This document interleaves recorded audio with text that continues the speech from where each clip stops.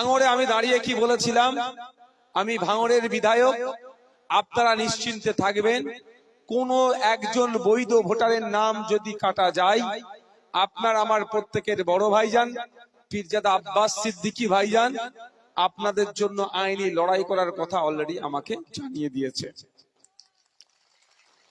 তারও আগে আমি একটু জানিয়ে রাখি, অলরেডি আমরা আমাদের পার্টি এবং আমি খাম চিহ্ন এই এসআইআর নিয়ে সুপ্রিম কোর্টে মামলাও আমরা করে দিয়েছি।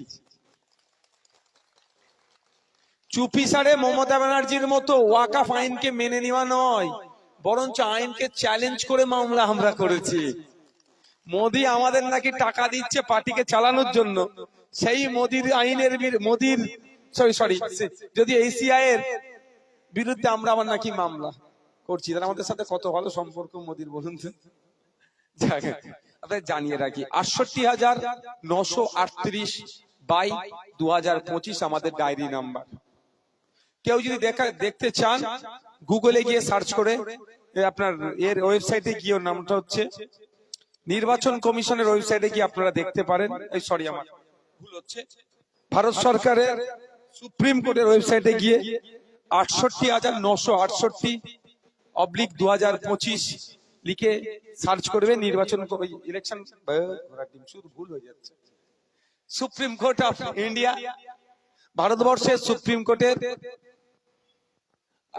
আমাদের বাংলাদেশের সুপ্রিম কোর্টের যে ওয়েবসাইট আছে সেখানে গেলে আপনি পেয়ে যাবেন। তাহলে আমি একদিকটা বানতে শুরু করে দিয়েছি।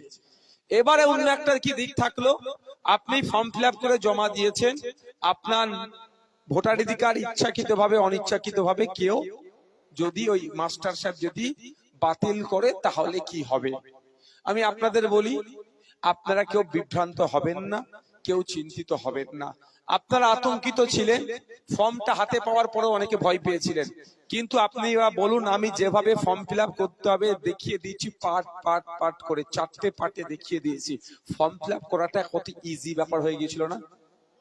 আস্তে আস্তে আস্তে আস্তে অত চোরে বলে ভয় পেয়ে যাবে।